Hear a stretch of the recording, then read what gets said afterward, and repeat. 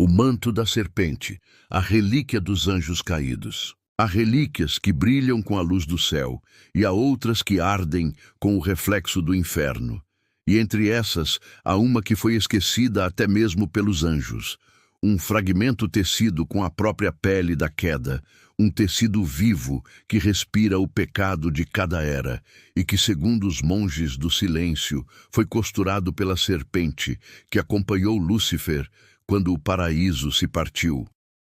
Dizem que é chamado de o manto da serpente, e que quem o veste não sente o toque do fogo nem o peso da culpa, mas carrega para sempre o olhar dos que caíram. Reza a lenda que o manto foi criado antes do homem, quando o primeiro anjo arrancou as próprias asas e usou as penas queimadas para esconder a vergonha da rebeldia. Era uma veste feita de luz morta, entrelaçada com o lodo da criação e com o sangue dos que preferiram o livre-arbítrio à obediência. Dizem que Deus o amaldiçoou para nunca se desfazer, e que ele reaparece sempre que o mundo está prestes a repetir a queda. Os antigos textos apócrifos mencionam que foi visto pela última vez durante a peste negra, quando um homem encapuzado caminhava pelas ruas sem nunca ser tocado pela doença. E por onde ele passava, os corpos mortos se moviam como se respirassem de novo. O Vaticano tentou apagar todos os registros dessa aparição, mas um códice encontrado nos porões da Basílica de São Bento descreve o manto com detalhes perturbadores. O pergaminho diz que a superfície do tecido se move como pele viva e que, sob a luz da lua, aparecem rostos gritando por dentro, como se cada fibra fosse feita de almas aprisionadas. Um monge chamado Armandus escreveu que tocou o manto uma única vez e sentiu algo rastejar sob a pele da mão, algo que sussurrou o próprio nome dele em voz baixa e suave, e naquele instante ele compreendeu que o tecido não era apenas uma veste, era uma consciência, um pedaço vivo da primeira desobediência. Os que o procuraram nunca voltaram sãos. Há uma crônica perdida de 1711 que menciona um colecionador de relíquias chamado Henri de Montclair. Ele viajou até os desertos da Mesopotâmia após ouvir rumores de um templo enterrado, onde o manto era guardado como oferenda a um deus esquecido. Quando entrou nas ruínas, encontrou uma estátua partida ao meio, com olhos de pedra chorando sangue, e sobre o altar uma mortalha dobrada com o símbolo de uma serpente mordendo o próprio rabo.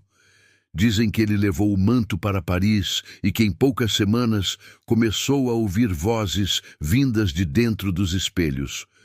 Vozes que o chamavam pelo nome e pediam que ele vestisse a relíquia quando finalmente cedeu.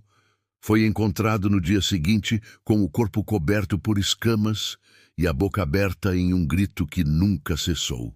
Alguns estudiosos afirmam que o manto da serpente não é de tecido algum, mas de essência pura, que foi trançada a partir da pele dos querubins queimados e do hálito da serpente original. Outros dizem que não passa de metáfora, uma história criada para assustar os inquisidores e lembrar que a fé e a tentação têm o mesmo rosto. Mas há testemunhos que vão além da metáfora.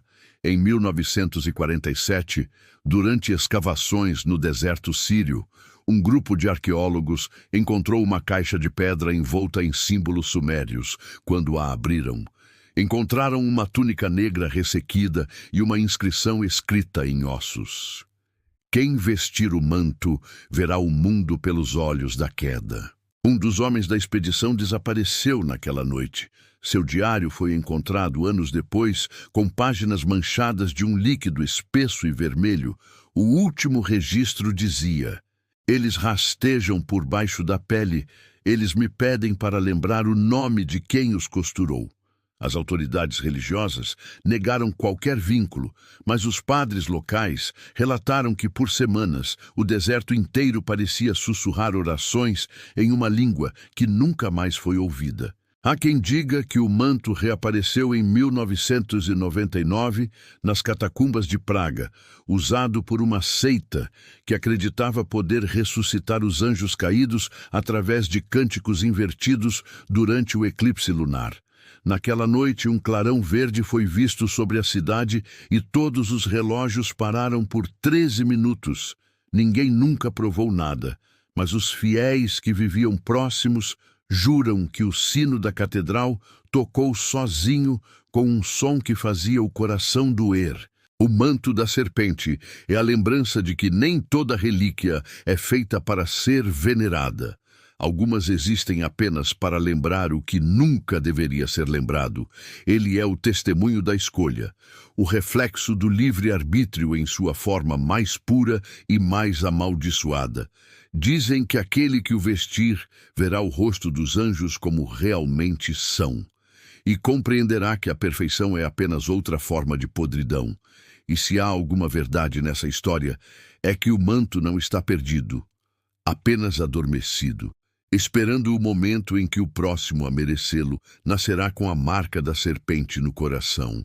E se algum dia você sonhar com uma veste escura que se move como respiração e ouvir sussurros chamando pelo seu nome, não desperte, apenas reze, porque talvez a serpente já esteja escolhendo sua nova pele. Se você chegou até aqui, é porque ouviu o chamado que ecoa entre o divino e o profano.